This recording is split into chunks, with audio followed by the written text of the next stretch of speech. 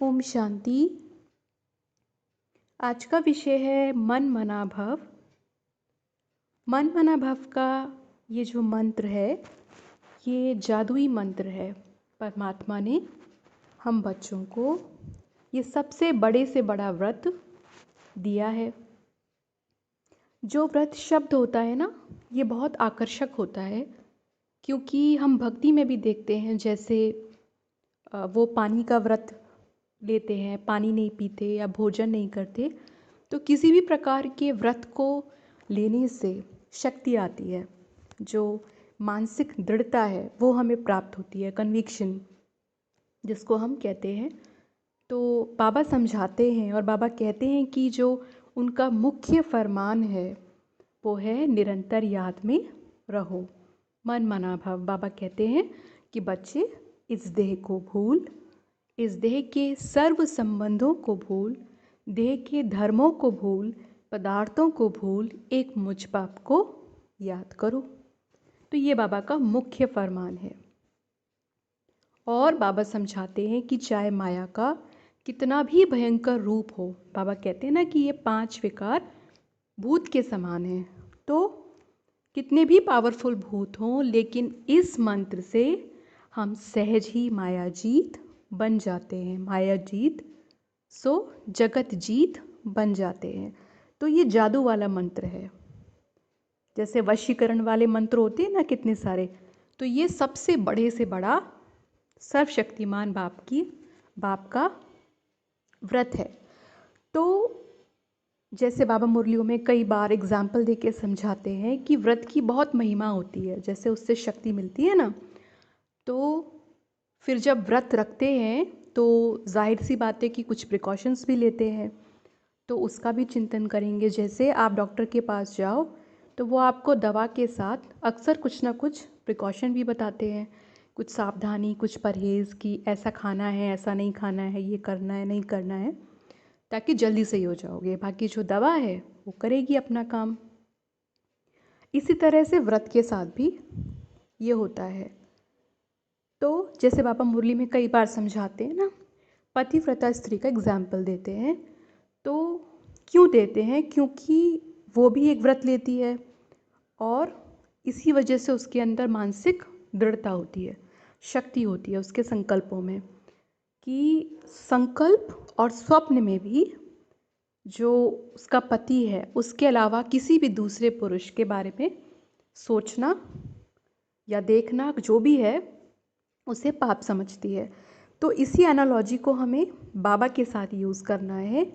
Purity के एक ऐसे लेवल पे पहुंचना जहां पर संकल्प और स्वप्न में भी एक बाप के सिवाय कोई ना हो, किसी भी देहधारी की स्मृति नहीं।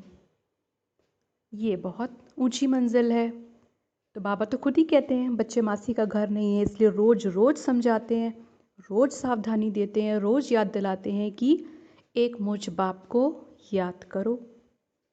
नहीं तो इस मंत्र के बिना जो लक्ष्य है वो मिल ना सके, क्योंकि बाबा कहते हैं सर के ऊपर पापों का बोझा बहुत है। आज भी कहा बाबा ने मुरली में। तो इस मंत्र के लिए, ये जो मन मना भाव का मंत्र है ना, इसमें निरंतर बाबा की याद में रहने के लिए 3 प्रकार के प्रिकॉशंस बहुत ज़रूरी हैं। और अगर हम उन तीनों का ध्यान रखें तो हम सहज ही इस स्थिति में रह सकते हैं। कोई मुश्किल नहीं है, बस वो 3 जो स्टेजेस हैं उसको हमें क्रॉस करना है उड़ती कला से। पहला है पवित्रता, दूसरा है व्यर्थ से खुद को बचाना, और तीसरा है नेगेटिविटी से दूर रहना। तो तब हम परमात्मा की जो फ्रीक्वेंसी है वहाँ पर मैच कर सकते हैं।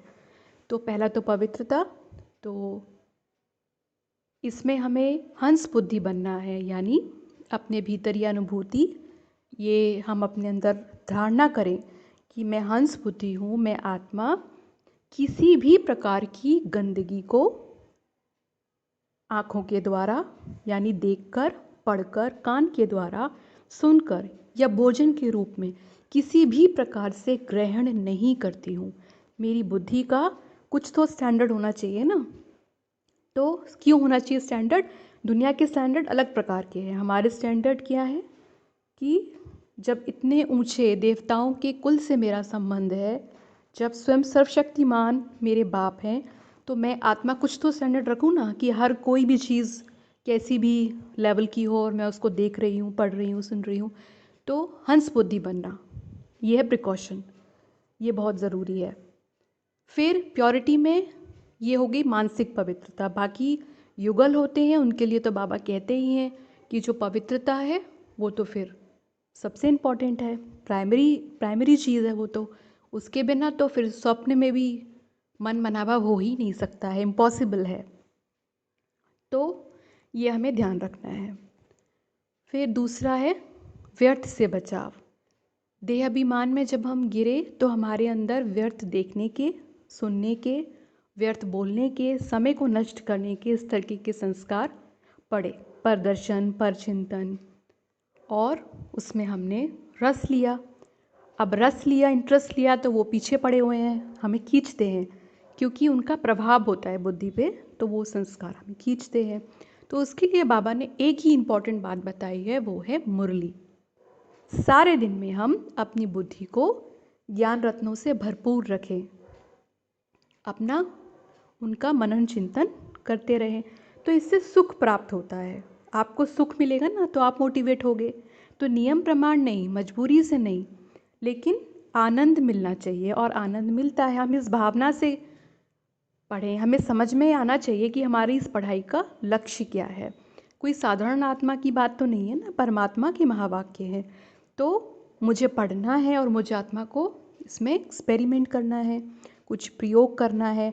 ऐसे कुछ लक्ष्य बनाकर पढ़ेंगे तो बहुत मज़ा आएगा। तो ये हमें ध्यान रखना है।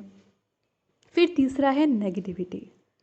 अगर हम परमात्मा की बातों को, उनके ज्ञान को गहराई से अनुभव करते हैं, तो हमें समझ में आता है कि जो नेगेटिव शब्द है ना, इसका कोई अस्तित्व है ही नहीं। असुर नेगेटिव कुछ है ही नहीं है, ये हम क्रिएट करते रहते हैं, क्योंकि परमात्मा पॉजिटिव है कंप्लीटली।